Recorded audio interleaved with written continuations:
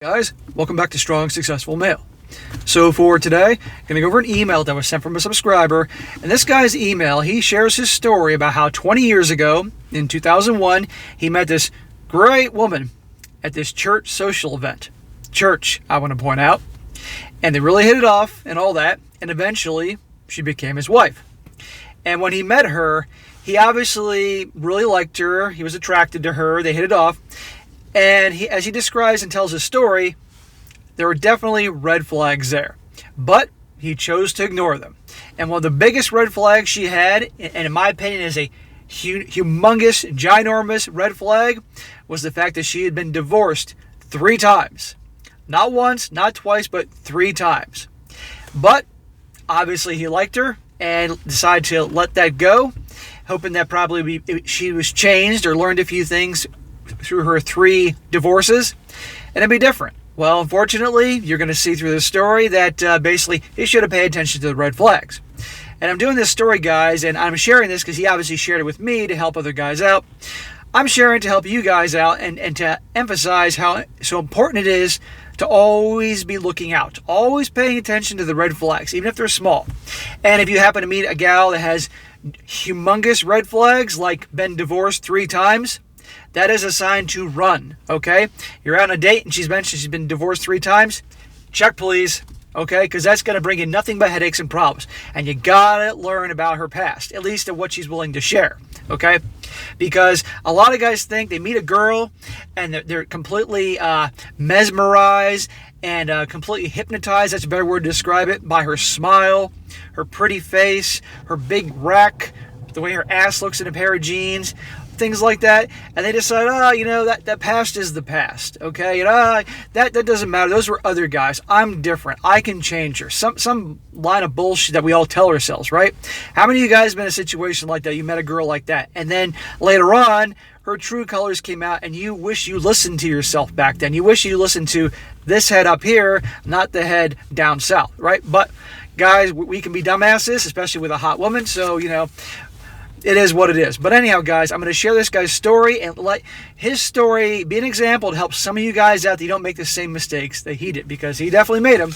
But he knows it, and he's, obviously humble, and he's trying to help guys out. So it starts off, I started watching your channel a few months ago, and I never miss it. Well, thank you, brother. I appreciate your support. In 2001, I met a woman at a church social, and we really hit it off. I ignored the red flags and rationalized that her past was her past, and I never made her tell me about many things. Right there, they hit it off. She's from church, so she has to be a good one, right? The whole church girl thing. And let me just say this, guys. Some of the craziest girls I've ever known were church girls, okay? So a lot of them, and especially if like their parents worked for the church, like in the music department, or in fact ministers or whatever, they were the wildest girls because obviously they were raised in such an uptight environment that they just went crazy once they got some freedom. So you meet a girl at church, don't go thinking that she's going to be some perfect angel or be a saint, okay? Far from that. I'm not saying all, but a lot. He met her at church, red flags, and just the past is the past. And he never made her tell her about many things. Guys, you got to find out about the girl you're getting involved with, okay? And don't get me wrong, she's not going to share everything about her past, guaranteed, because there isn't a woman walking the earth that doesn't have a skeleton in her closet. And pretty much most, especially in today's world, have many skeletons. Some have an entire cemetery, Arlington National Cemetery, of skeletons in their closet, okay? So don't think you're going to get it all, but you got to inquire. You got to find out and pay attention to these things so that it doesn't impact your life. He says, she'd already been divorced 3 times. And in 2 of those marriages, left the man. She claimed she was mistreated as a young girl by an uncle. And I changed the word from what it really was to mistreated. You guys can figure out what it was. Starts with an M. Divorced 3 times. Guys, it doesn't get any bigger than that in terms of red flags. In today's world where the divorce rate in the United States is over 60% and rising, I might add, it's not that hard to come across somebody who's been divorced nowadays. Okay, man or woman, goes both ways. Obviously, goes both ways. So you meet somebody, for you guys date and do relationships, you meet someone that's been divorced, okay, you inquire about it, you find out. It happens to a lot of people, so it's not that rare. But you still look into it, find out about their character before you let yourself get serious for those that want to do relationships. You meet a girl that has 2 divorces, that's when you guys start really asking some questions, okay? It's one thing that happens one time. It happens to a lot of people, but twice? That makes you have to really question things about her personality, how she is in relationships. Is she kind of bossy in her way of the highway, a hard-headed woman that just didn't work out? Is she a cheater? All these type of things. Definitely with 2 divorces. But 3 divorces? No.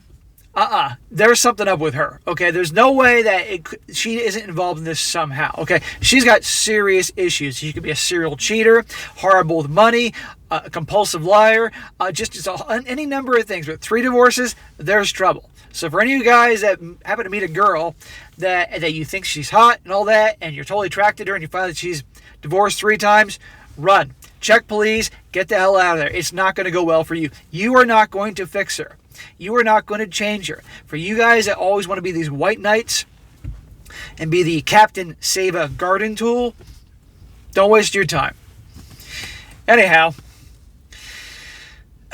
we married and moved to Las Vegas, which at the time had plenty of work for plumbers like myself. I was the breadwinner. She made about half of what I made, but felt entitled to spend whatever she wanted.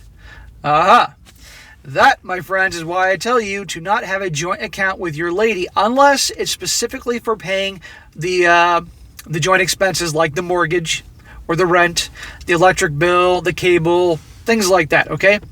You have your account in your name that your paycheck or your income goes to, and she has her account in her name which her paycheck income goes to. And you have a joint account in the middle that you both can contribute to pay the joint expenses. Beyond that, your money's yours, her money's hers. And if she, and this also goes for credit cards.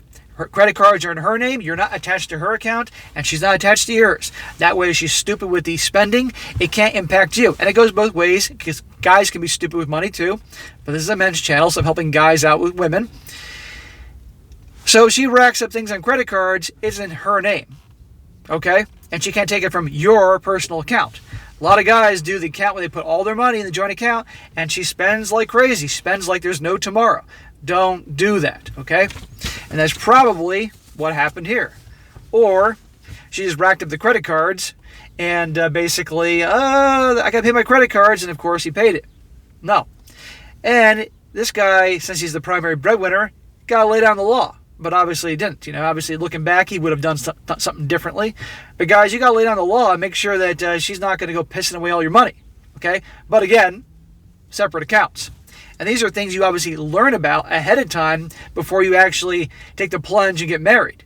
Okay? You're going to find out real quick after a few years, if you decide to get married, you obviously be with a girl for a few years and learn all about her, what her spending habits are like. If she's a big spender and pisses away every dime, don't think that she's going to suddenly change when she gets together with you.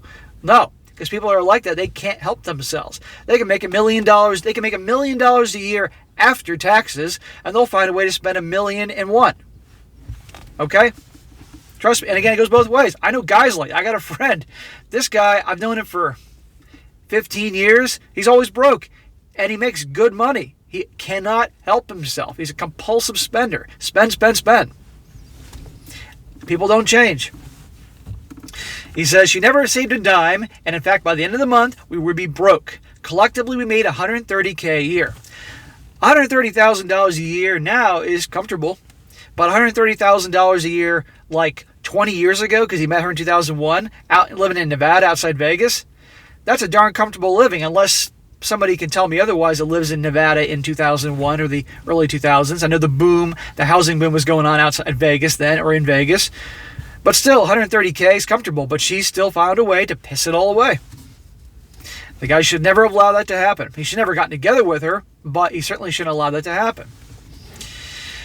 She promised me when we became engaged that divorce would never be an option, and that we would work through any problems that we might have. Oh, because her track record of 3 divorces shows she's so great at resolving problems, and that would never get divorced. Pay attention to what people do, guys, not what they say. Pay attention to their history. Pay attention to their actions. That says everything. Work in Las Vegas slowed down, so I applied for a federal job in Baltimore, Maryland.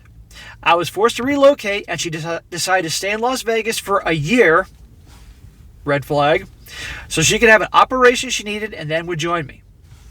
Why couldn't she have her operation at the new home in Baltimore? So she gets to obviously this guy was probably sending money to her in Las Vegas, and she was doing whatever she wanted for an entire year. And this the woman has a track record of 3 divorces. I wouldn't trust her. She finally joined me in Maryland. She had a son and daughter-in-law living in Baltimore as well. The moment she joined me, it was like I no longer existed. Her son and his wife dominated her time, and I immediately was put aside and ignored. She began drinking and doing things that she never did before. So in other words, she had kids from another marriage, and you have become the lowest man in the totem pole. What have I told you guys about the single moms? Okay, now she was a single mom at the time, and obviously they were grown-up kids, but regardless, they're going to come first. You are the bottom of importance, okay? And especially if you allow it. Said here, she loved running around with her daughter-in-law's friends. Define running around. I saw the red flags and knew what was going on, but I didn't know how to stop it. Her son and his wife controlled her time. Nobody controls her. She does what she wants. And he saw the red flags then. Well, my friend, there were a lot of red flags when you first met her at the church social. But as you said before, you chose to ignore them. Or just some things weren't as obvious. But I appreciate you sharing this. You're going to help some people. Even though we were married, our relationship was lost. Dude, it was lost a long time ago. This is when I found that once you marry someone who had a previous family, you are second fiddle. Unfortunately, that is a very, very common thing. That's why I tell you guys that if you're going to date single moms, be aware that majority of the time, those kids are going to come first. Now, obviously, if these are her children, obviously the kids should come first in the sense that she's obviously going to care for them and everything like that. But the guy that she's dating or getting involved with, kid gets sick, boom, she's got to cancel a date. That can be a pain in the ass if you're a busy guy and you only have one night a week to get out, okay? And also with the kids aren't going to respect you in the same way that they would their father because you're not my dad. Or she'd be looking for someone to help pay the bills, those type of things. So it's best, in my opinion, and there's plenty of other things. This isn't a video about single moms. I've done this before. But best you guys, if you're going to be getting involved with a woman, make sure she, it's just her. She doesn't have any kids, okay? Let the single moms get together with the single dads, okay? You don't need that kind of aggravation. Again, they're not all like that. Let me make that clear because I know some pretty cool single moms, but I've also know plenty that are giant pain in the ass. It says here, to make a long story short, she continued to go out with her friends. At this point, I knew it was over and I decided I was not going to fight to keep a failed relationship. Very wise, sir. Obviously, shouldn't have happened in the first place, but what's done is done. You were younger, you didn't know any better. We all could look back at our past and say, I should have done that. But at the time, we just didn't see things that way, especially when you got emotionally involved.